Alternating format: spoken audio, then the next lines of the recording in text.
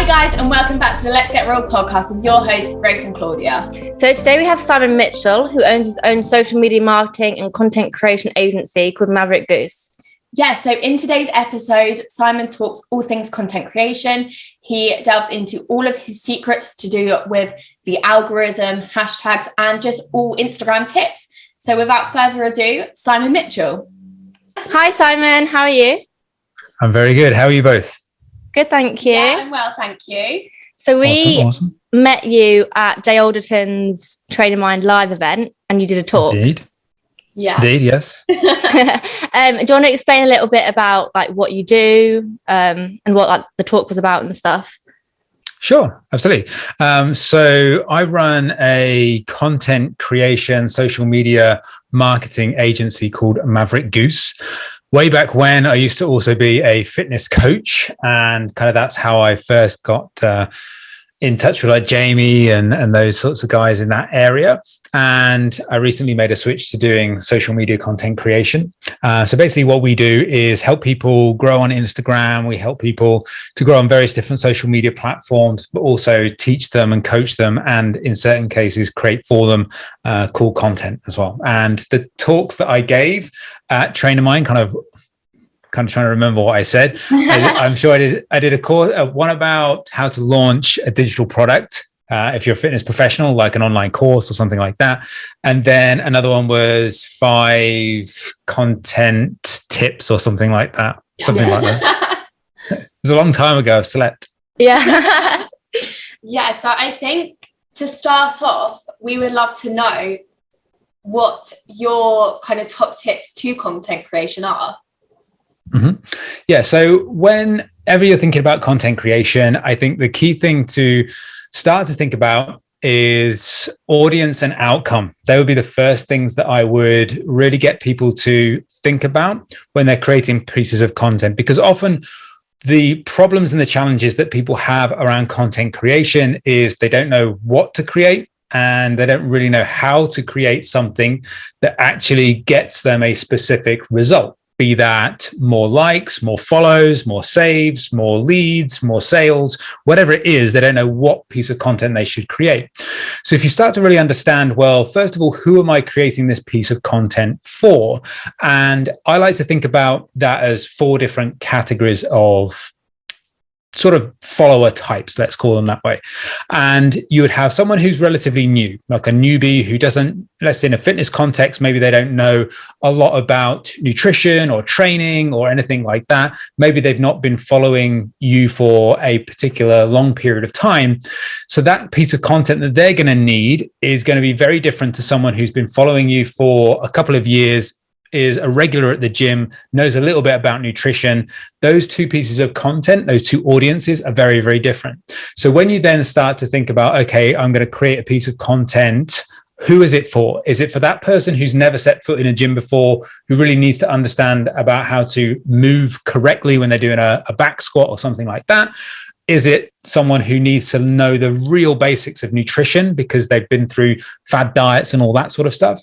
Or is it someone who needs a bit more advanced knowledge? And so knowing who you want to target with that piece of information makes you think about, okay, what language am I going to use? What words am I going to use? What images and what carousel kind of graphics am I going to use with that as well?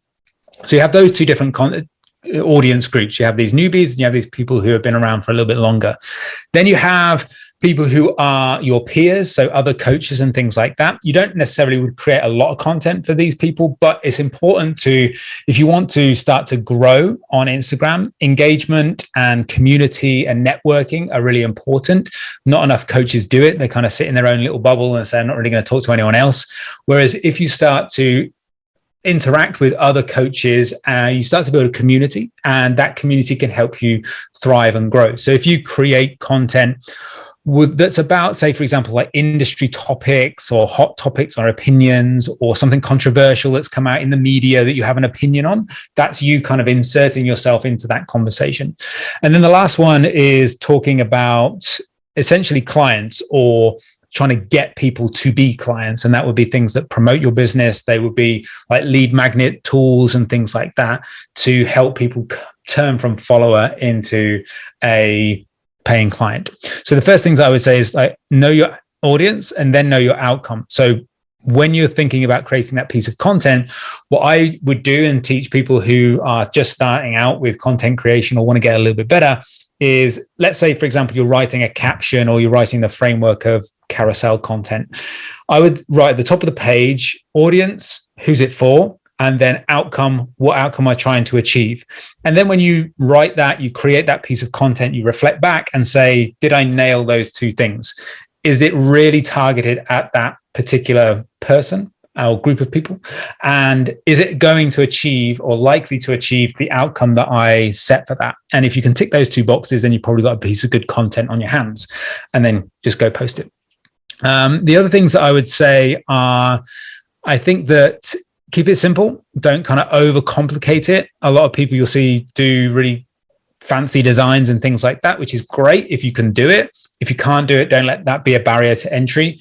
You can see a lot of really great designers who, not fitness people, but actual graphic designers, just literally use text. So you can get a lot of growth from great content that just is text and doesn't have to be pretty pictures and all those sorts of things if that's sort of above your capability right now. Other things would be making sure that you're consistent with it in terms of actually practicing the craft of creating a piece of content, but also publishing it on Instagram as well. The algorithm is going to favor people who post frequently. And if you're posting like once a week, once a month, whatever, then don't expect many results. That's where I'd start anyway. Yeah, I think I've slacked recently with posting, and I think I need to I used to post every single day at the same time, and it was like really good, like my engagement was really good. And then like if you're not prepared and you don't know what you're going to post, and then you kind of like, oh, I don't know what I'm going to post today, and then you just don't post. I think it's all in preparation and organization in terms of it. I think that, well, I mean, what would be your opinion on creating content? Would you suggest to have like content days where you kind of batch make it all and then spread it out over the week, or do you think it's I mean there's tons of different ways in which you can do it. I would always suggest that you start with a very basic process and then sort of morph and change that to fit what it is that works for you. I would probably get you to start with, first of all, brainstorming a bunch of ideas first, because what you'll find is that if you sit down in front of a blank screen on, let's say Canva, if you're using that, then you'll find that if you then got to think of the idea, let's say we're doing a carousel, write the carousel content and do all the graphics all at the same time, that can be where you hit lots of creative blocks. You can't think of the idea in the first place, so you get frustrated. Then once you think of the idea, now you've got, right, okay, now what I've got to write. Then when you've written it all, you think, okay, right, what pictures are going to go with this? And you're probably some sort of psychologist could tell you about left brain and right brain and stuff like that. But I find that just a very difficult task to swap between the two on the fly, or the three on the fly. So what I do is I would get you to start to think about the idea part once a month. So you've got, let's say, a notes app or fancy spreadsheet or something like that. And once a month, you fill that with 30 ideas. So you've got basically one a day for an entire month. And then maybe as you go through month after month after month, you have these ad hoc ideas which you add to that, and so on and so forth. But then you've got this bank of ideas. So that when it comes to creation, you don't have to think about it. You just, okay, open up my little notes app and pick one of the ideas and start creating. I would then either, depending on how much content you want to create or you feel like you've got time to create, either create for a week or create for 2 weeks. If you're really fast, you can create for a month, but probably that's not where most people are going to start. So think about, okay, I need to create 7 posts right now. I would break up the writing and the graphic design side of it into 2 separate sessions on 2 separate days. Personally, I set aside 2 to 3 hours to write. And then I set aside probably about depending on what I'm creating, around about 4 hours to create the graphics. So I do those on 2 separate days. So write all of the captions, all of the carousel content, and then flip over to just copy paste all of that in, add the pictures and things like that, because it just becomes a lot more efficient to do it that way. I find, again, this might just be me personally, and other people might say, you know what, I can just do it all in one go. That's cool for me. That's cool. Go do that.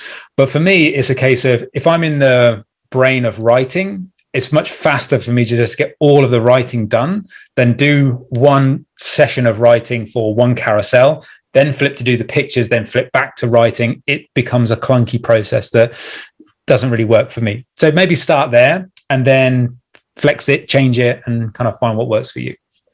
And do you stick with the same kind of theme and colors throughout your page? I think you do, right?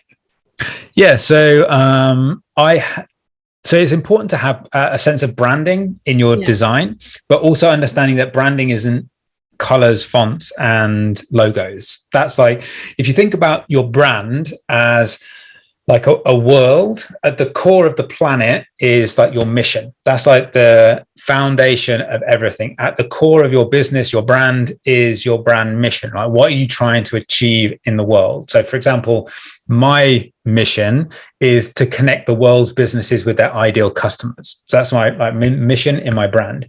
If you went to I don't know, Starbucks I think is something along the lines of to be the most recognizable customer brand in the world. So it's nothing to do with coffee.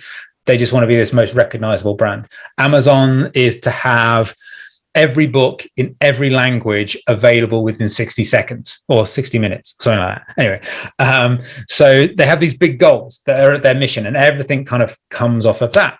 Then as the next layer, you think about your brand values. And brand values, real simple way to think about it is just pick 3 adjectives. So are you like vibrant, fun, sassy, or are you stylish, sophisticated, and serious, or whatever? What 3 kind of words describe your brand? Because fun, vibrant, and sassy conjures up a very different image of what your brand would look like, as opposed to serious, stylish, and sophisticated and things like that. Very, very different. So how do you want people to perceive you would dictate at the end of that process things like color choice, font choice, and things like that. You know, if you look at fashion brands and things like that, they have a very specific style, coloring, font choice, very different to like EasyJet and stuff like that. You know, it's very, very different. So then you've got your mission, your values. You then start to think about the things that people then start to see and feel. So it might be things like, I don't know, a slogan, or what we call like a positioning statement. So if you go to anybody's in the like Instagram world, their bio will say, I help so and so, do this, that, and the other. That's called a positioning statement. So that sort of stuff is all built off of your mission, and kind of, well, should be. Generally speaking, it's not. It's just kind of someone written down, I help, I don't know, bros in the gym eat chicken and broccoli 4 times a day. And then at the surface level is what people really see. So that's like your products, your services, that's your Instagram profile, your brand colors, your brand fonts, your logos, things like that. So yes, to answer your question, it should all be like a set thing. Like you should have brand colors and fonts and things like that, but it should all be underpinned by that central core, and then emanating out from that central core, not just kind of scrolling through and thinking, you know, I'll pick that color because that looks kind of cool. I think that's a valid strategy. I think that's what people kind of focus on first, without actually like even thinking about what the content is actually going to be, and they focus on like the aesthetics and like making it look pretty. When they pick their logos and things like that first, but they don't actually realize what they want it all to stand for. It's often because you'll find like, let's say, well, obviously we're talking like fitness, right? So, but this is true for pretty much everybody. Fitness coaches aren't necessarily business people. So what you find is their first interaction with starting to figure out branding and things like that is looking at other brands that they like. And when they look at other brands that they like, all that they see is really the colors, the fonts, and things, and the logo. And so that's where they start. They don't really think about, well, actually, there was a whole entire marketing team that figured all this stuff out about, okay, what are we trying to achieve with this brand? What are we going to stand for? Where are we positioning ourselves in the market? What's our competitors doing at the moment? How do we want to differentiate ourselves? And how are we going to do that visually through our color scheme and things like that? They didn't see any of that. All they saw was, yeah, Starbucks has got a nice green, Coke's got a nice red, and whatever. I like blue, so I'm gonna go for that. So yeah, it's so sometimes it's one of those things that, okay, sometimes it doesn't matter, because you can get some people who let's say like James Smith, for example, right? Such a big personality and a big character in the industry that he could pick any color he wants. It don't really matter. But for the majority of people, they're not going to be James Smith. So it's like, don't follow his kind of path, because chances of you replicating that are almost zero. You've got to, for most people, they're going to have to start back at the basics and do things the longer, slower way, rather than kind of doing it his way and trying to copy and be some sort of weird parody of what he's doing. Yeah, I think I definitely see that a lot I can kind of, when I'm scrolling on Instagram, I can spot people trying to mimic other people who are big in the industry. And I do feel like the more successful people are the people who are individual and they are themselves, because at the end of the day, that's not faking it. And it is just putting your authentic self out there, and I guess your audience can see that. Yeah. Because I mean, if you want I don't know, if you want a Coke, go buy Coke. You don't buy I don't know, Asda's own brand, or maybe some people do, I don't know. But so if you want James Smith, you follow James Smith. You don't want the, Z kind of quality parody that kind of exists or whatever. So it's about trying to find your own voice of your brand and kind of bringing that out. And that sometimes takes time. And that's not to say that it's wrong to take inspiration and influence from others. There's a quote from an author, Neil Gaiman, who said that something along, I'll tear apart his quote, make it sound terrible, but it's something along the lines of in the road to finding your voice, you'll sound like a lot of other people, and that's okay. Is kind of the thing, is that you kind of start and then you think, okay, I'll do a little bit of this, and that kind of doesn't work. So you kind of go off and do something else, and that kind of doesn't work. And by the time you've done that over a period of time, you've kind of morphed into, okay, this is actually me. So when I first started in fitness, and I was a fitness coach, and I did podcasts way back when, they were really boring. You can still go listen to them if you really, sadist. But I thought I was starting out in an industry that I had no experience in, really. I was kind of starting from absolute scratch online and stuff like that. So I thought that I had to sound really sciencey and sound really impressive. But actually, when I figured it out, I was my audience doesn't want to hear science. They just want to hear practical information and stuff like that from a guy that they can relate to. So it's not until maybe 18 months further down the line that I figured that out. And then as soon as I made that switch to actually, just switch the mic on and talk like you would to an average human being, then that podcast started to grow rapidly, and my business started to thrive from there. So finding your voice is kind of crucial, but sometimes it takes a little bit of time to do that. What would you say was the biggest mistake that people make when putting content out there, or just with content creation? I would probably say they overthink it far too much, and they don't press publish enough, because the only way you really learn is by doing, and there's plenty of posts I thought was going to be the most amazing post known to man, and it just bombed. So the audience decides what's good and bad, and therefore don't overthink it too much. Think about, okay, is this piece of content valuable? And, am I giving some information that's going to be truly helpful to somebody? But don't overthink it. Hit publish. And when you start to then create more and more content, well, you get better at that process. You get better at design. You get better at using your words and things like that. And therefore, you start to get better by doing stuff. And I think that there's I think is it in Atomic Habits, maybe that is in Atomic Habits or another book anyway.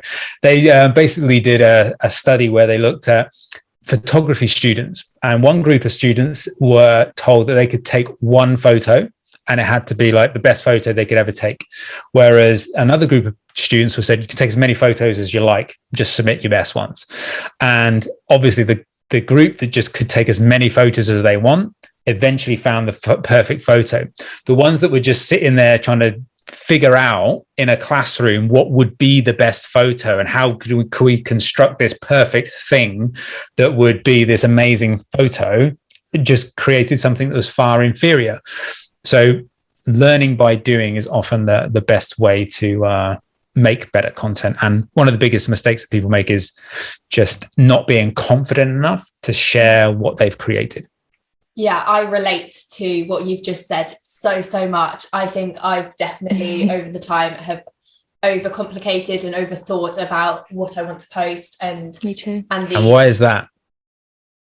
I guess I want it to be perfect, which I understand that nothing ever can be, but I am a bit of a perfectionist. So I guess I just want to try and do my best so that my audience can actually see that I am trying and they kind of get the best out of it, I guess. Sure. Well, to use a fitness analogy, right? So imagine you've got a client who's come to you for training advice or whatever. And they say, I'm not going to do a squat until I do it perfect. I'm not even going to practice it. Not even going to bother. I'm only going to do this squat when it's perfect. And then you're like, well, we can't get it perfect until you start squatting. And it's the same thing with your content, or whether it's like going on doing a live video or Q&A or whatever. If you always sat this, I could get the perfect lighting, got this perfect, got get this nice script or whatever it is, you'll never end up doing it. Whereas, by just doing it, accepting that it won't be perfect and it'll be a little bit crap to start with. I always think, like, if you look back on the first thing you did of anything, if you don't cringe, then you waited too long to start. And if I scroll back through my feed and looked at my first post, that's terrible. Why the hell did I post that? Or if I looked at my first ever training program that I wrote for someone, I was like, they need their fucking money back because that's terrible. All of these sorts of things is that if you don't cringe at that first thing you ever did, you probably waited too long to get going. I think my biggest problem is that I get a bit of like imposter syndrome and kind of think that I'm not good enough. And then I write like an informative caption and then I'm like, I'm just embarrassing myself. Like, why am I trying to sound really clever and stuff? Do you know what I mean? Like, Yeah. So I think like imposter syndrome is a regular thing. There's a few ways of looking at it. Like, imposter syndrome is not necessarily a bad thing, because you have something called the Dunning-Kruger effect, which is basically where people who don't know very much think that they know a lot.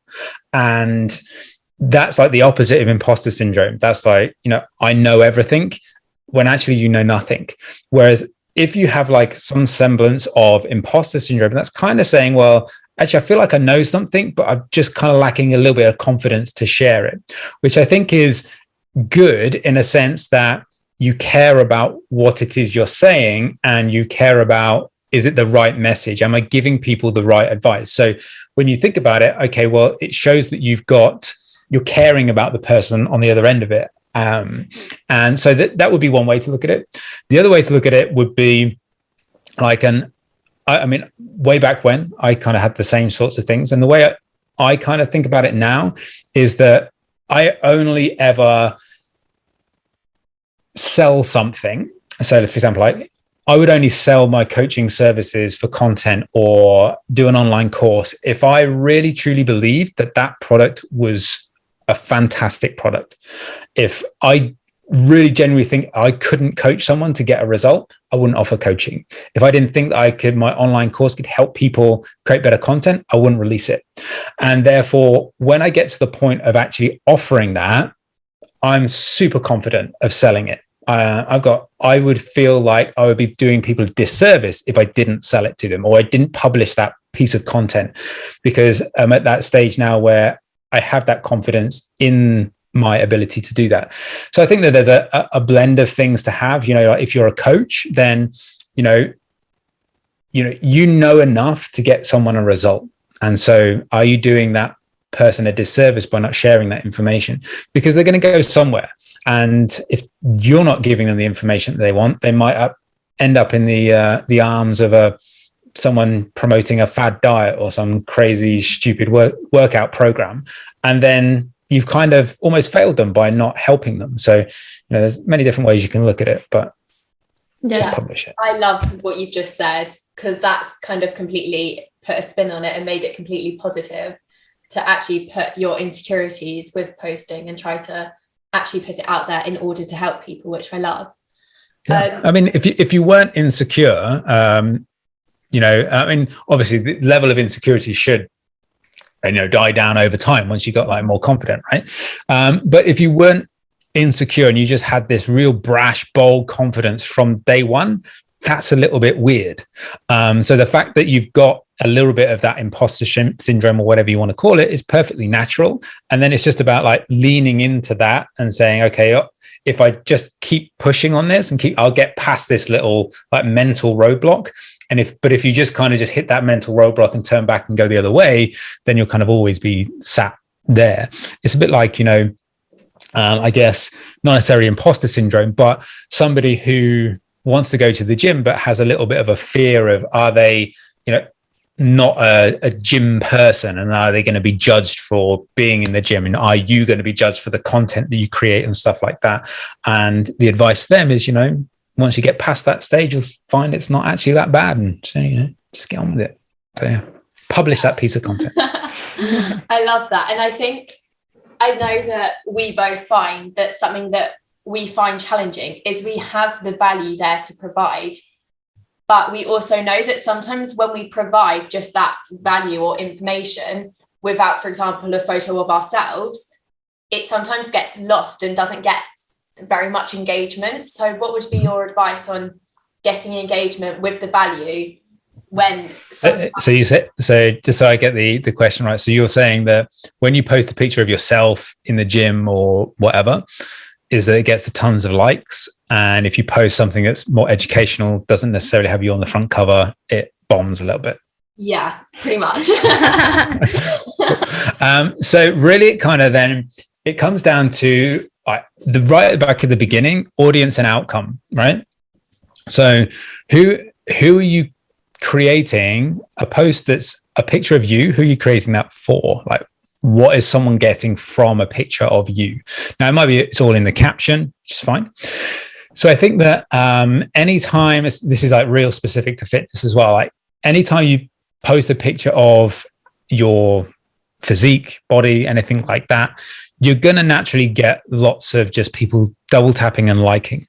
But that's, to me, it's useful engagement because that's going to help with reach and things like that. But it's superficial engagement. No one really is going to buy something. Well, maybe they would, but I don't think you can build a business off of people double tapping a picture of you. That's not really where your market is going to come from, right? Unless maybe you're like a physique competitor or something like that, who's also a coach. But for the vast majority is that you're going to get lots of double taps because people think that you look good. And that'll be the reason why they double tap.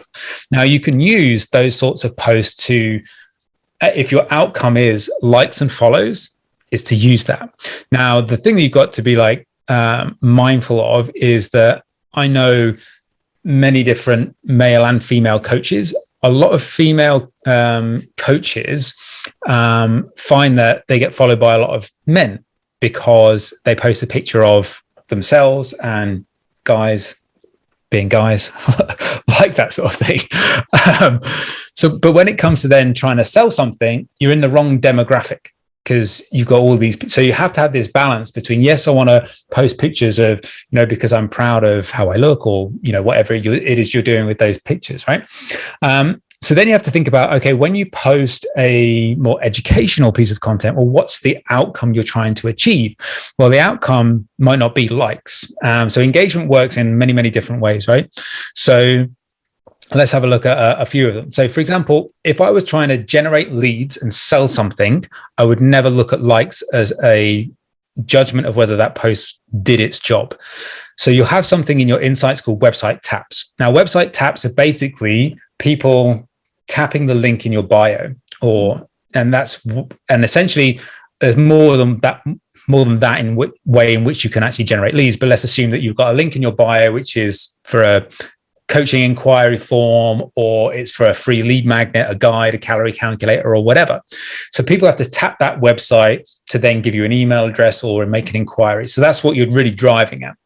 So I could, if I was able to show my insights on Instagram on the screen, is basically what you would see is if I sorted by likes and reach, you'd see a bunch of pictures that were there's a few carousels in there maybe, but there'll be a few memes in there and stuff like that. They didn't get me any sales. If you then switch to website taps, it'll be a whole different set of content. It'll be, high value carousels. It'll be stuff with a really specifically structured sales pitch towards the end. They get website taps, they make sales. And therefore, you have to have a balance between these things. So yes, you can post pictures of yourself and things like that, generate likes and things like that. You then think about, okay, well, actually, if I want a different outcome, like I'm trying to build a business, I'm trying to get leads and things like that, I've maybe got to create a different type of content. So you can kind of go off and do that. The other thing that you can do is also you can blend the two, right? So I've been working with a client recently who's a fitness coach, and he does this post where essentially it's a picture of him and then like a quote type thing. That's what he kind of had. And he said, well, Simon, this gets really low engagement compared to other stuff. So I said, okay, right. Well, let's just then blend. He's got a really amazing physique. So I said, right, okay, just blend the two together. So do your quote and put your picture by the side of it. So you're giving people value in this quote, this kind of different way to think about it, but you're also using a picture of yourself to do that. And he's now tripled his likes by just doing that one little change. You can then, on like a carousel, if it's relevant, why could you not have a picture of yourself on there? You can.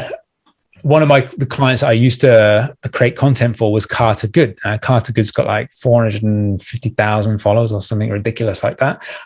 So what we used to do is on, say, front covers to draw attention and to get you knowing that this is Carter's content, we used to have him pointing at stuff or making faces that related to the headline of that sort of thing.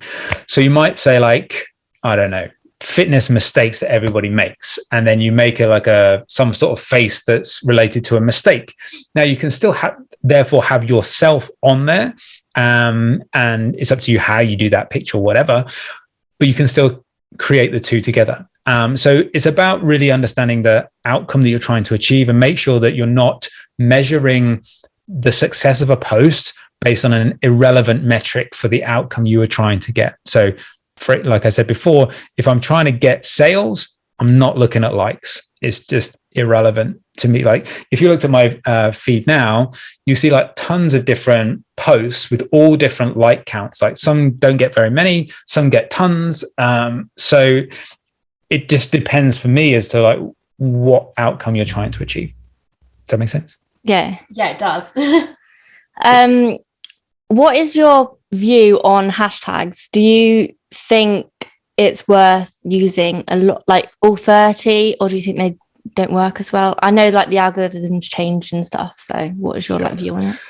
Yeah. So I would say to answer your question is basically forever changing is the answer. So what I say right now might be out of date by the time you release the podcast. Yeah. So bear that in mind, people. So basically I would say is that my approach is I use anywhere between 8 to 15, maybe 16, somewhere like that, in the 8 to 16 range. Now that's because the relevancy of those hashtags matters more than anything. So you could use 30 if you wanted to. There's no reason why you can't. But what you need to do is make sure that they're really super relevant to the post that you're making. So if you're kind of saying, I don't know, you got hashtag fitness, hashtag weight loss, hashtag muscle gain, hashtag, eat clean. You got all these different random things going on that all really fit under a fitness umbrella, but they're not really specific to that post. That's where you're going to bomb on hashtags.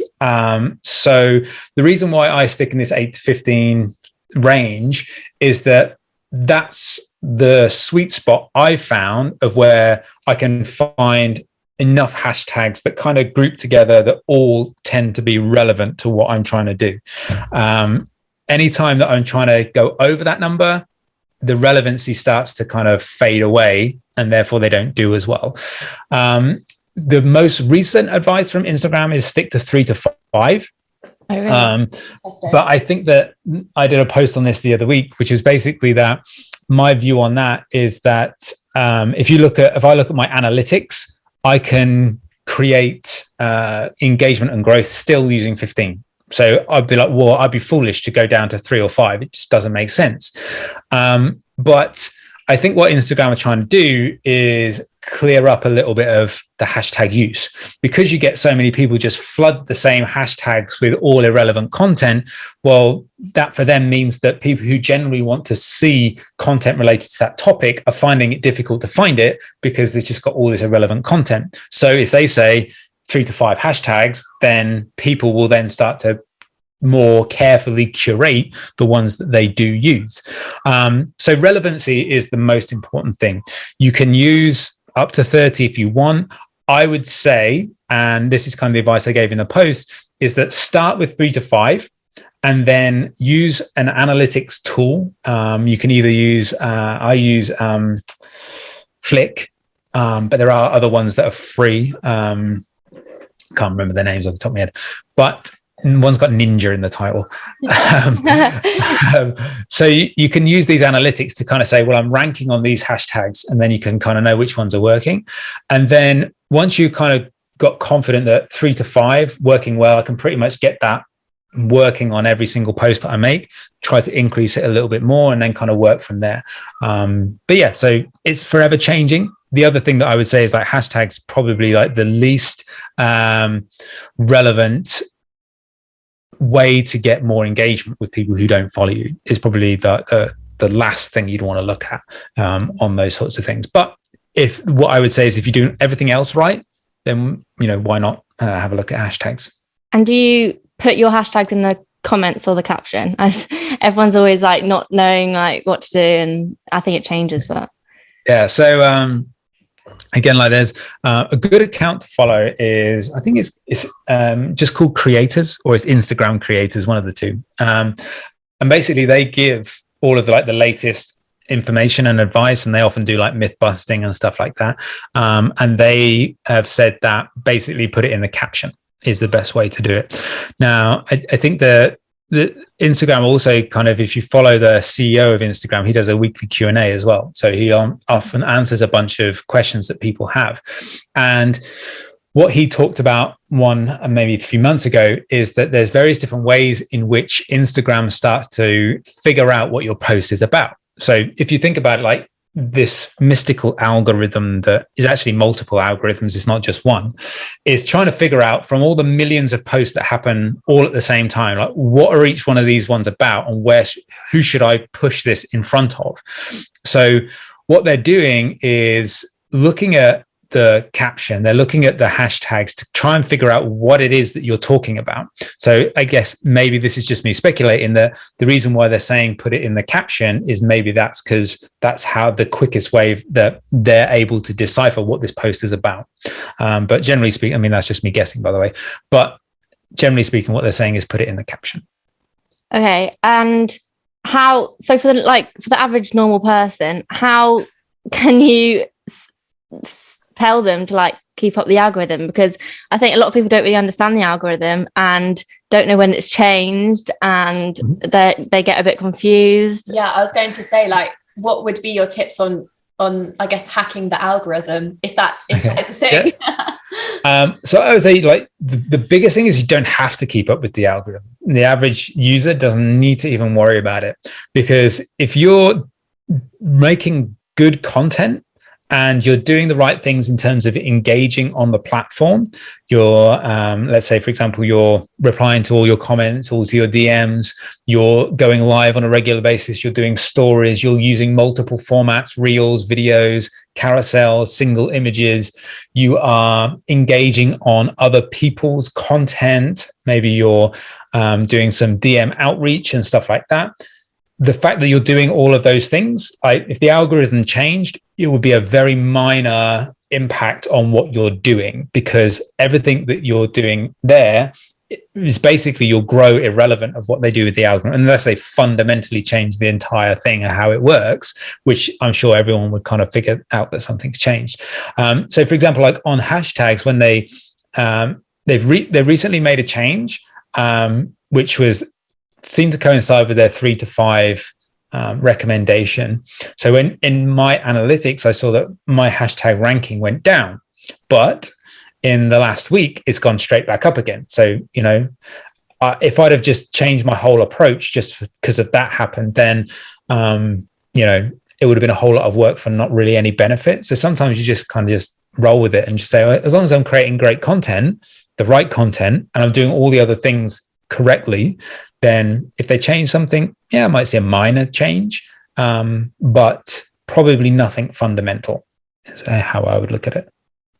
I think I used like back when I first started my account, I used to comment on like everyone's pictures, like scroll and everything. And like, I use a lot of my time doing that on Instagram. I think over the last like year or so, I spent a lot less time scrolling and stuff, just because I've had less time. And also I think sometimes it can come across as like a bit fake, just like doing it because of engagement purposes. And I kind of just like fallen out of, I don't know. You've got tons of followers there, haven't you? So you should be the one giving us all the tips. I need to transform them into clients. There you go, listeners. Buy something. So like what I would say on that side of things is that your engagement's always got to be genuine. If you're commenting on somebody's or replying to someone's comment or commenting on someone else's thing, the worst thing you can do is like, I get a lot from other people is like, great post, fire emoji. It's like, all right, okay, that's copy and pasted. So things like actually taking time to, like, if someone's to reply to one or comment on one of my posts, is that I try to find out what their name is.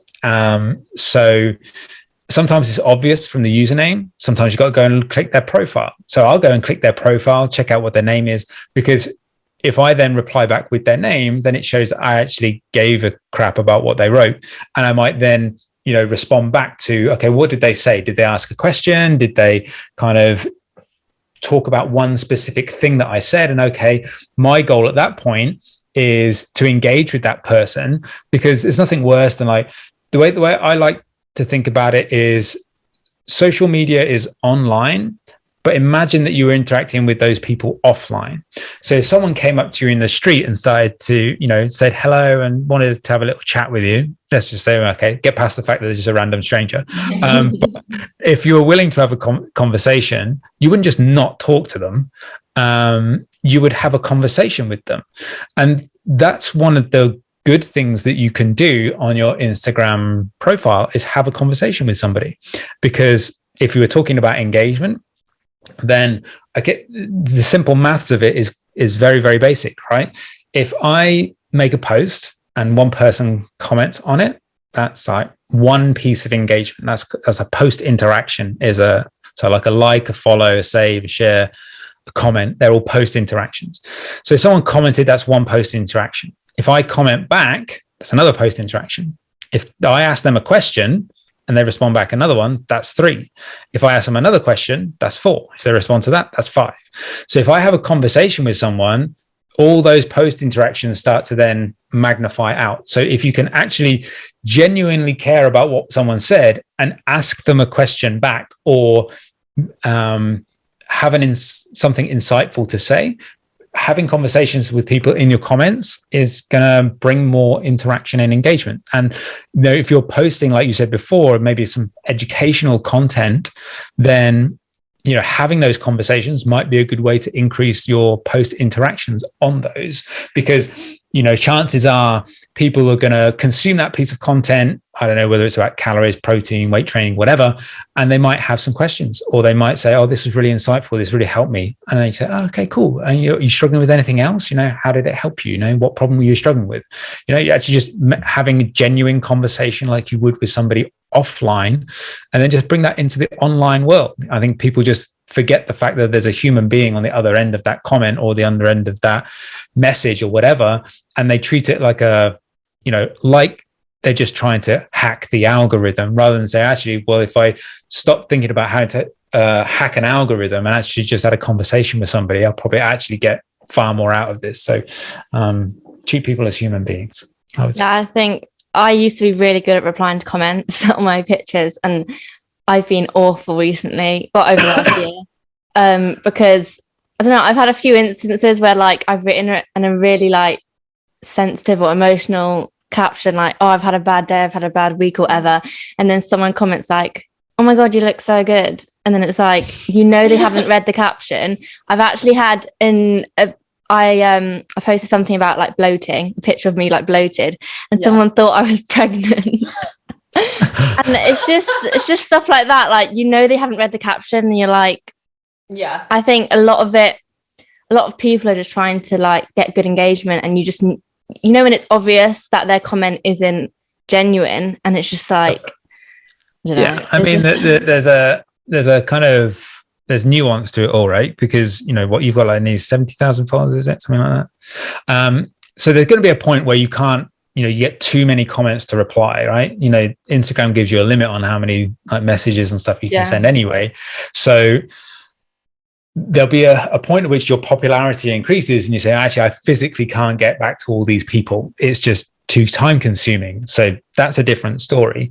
If you've got people who are just doing random comments that not really taking the time, would I invest a lot of time in conversing with them? Probably not.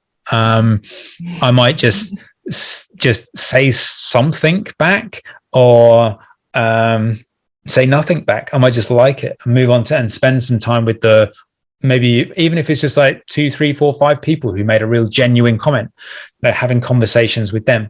Because if you're talking about turning a follower or a visitor into a lead or a client or something like that, it's going to be those 4 or 5 people that are going to be the clients, not the 3,000 that just tapped the like button, didn't read the caption, and just went, "You look great." They're not going to be the ones that buy anything from you. So investing your time into the 4 or 5 who did say something genuine is time well spent. And so I would think about, if you're at that stage where you've got lots, really just be picky and choosy with your time about where you give your attention. Okay. And I just, what are you going to say? No. I was just going to ask, completely not to do with what we were just talking about.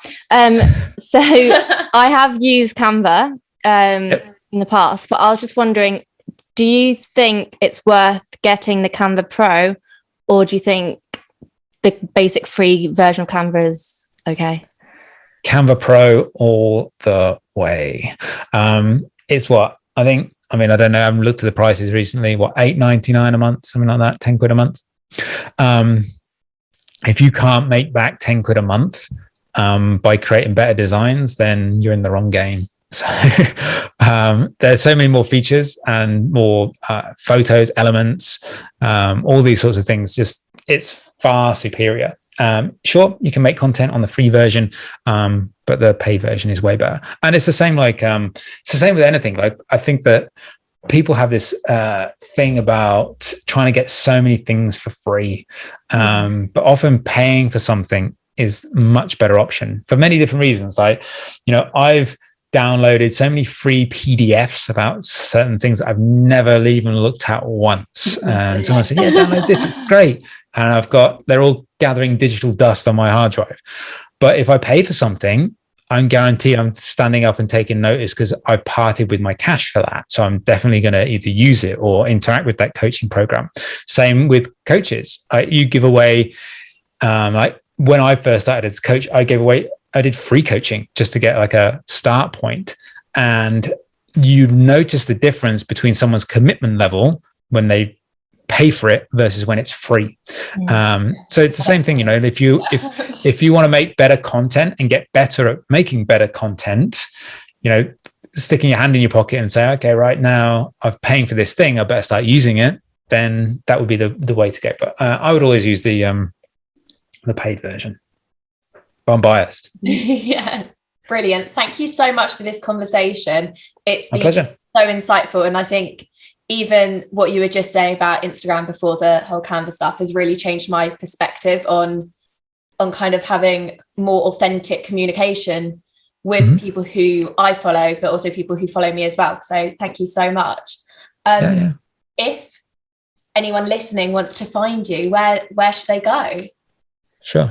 And just before I kind of go into that, I would say as well, like, I know maybe people like listen and don't have 70,000 followers. I mean, I don't know, but they may be in like the thousands or whatever. So just to give a little bit of backstory about what is possible and the fact if you have a good approach to content and engagement, you can do very well. So I started online with basically brand new to the fitness industry. And I got to a point where my business was profitable enough for me to leave my job with 1,800 followers. So you don't need 10,000, 20,000, 30,000 followers to have a successful business. You just got to know, how do you take the ones that you've got and turn them into clients? And if you can't turn a proportion of your 1,000 followers into clients, you won't be able to turn a proportion of 100,000 followers into clients either. So it doesn't really matter how many followers you have. Obviously, as you get more opportunities, you get more people inquiring, and it becomes easier. But it's not impossible to be successful and have a profitable business on much less followers. So that'd be the first thing. But if people want to know more about what I do and Canva courses and all that sort of good stuff, you can go to my Instagram, which is @IamSimonMitchell. Easy to find. Brilliant. Thank you so much. Thank you so much.